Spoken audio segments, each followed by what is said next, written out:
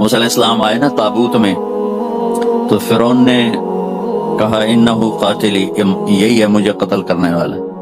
تو آسیہ نے کہا قرۃ عین لی ولک، ایک تو چھوڑ دے، اتنے تم نے مار دیے۔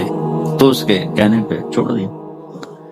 ایک دن اس موسیٰ علیہ السلام کو گود میں لیا ہوا تھا تو ان کا ہاتھ داڑھی پہ پڑ گیا۔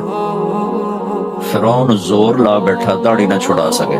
اسے کہ اے میرے مارن والے، انہوں نے مارو۔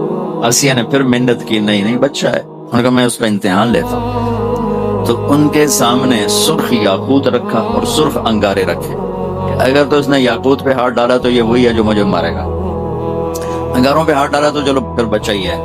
تو موسیٰ علیہ السلام کے سامنے جب دونوں آئے نا تو انہوں نے یاقوت کی طرف ہاتھ بڑھایا، جبریل نے آ کے یوں کر دیا اور انگاروں پہ ہاتھ ڈال دیا۔ تو انہوں نے ایک انگارہ منہ میں ڈالا تو زبان توتلی ہو گئی۔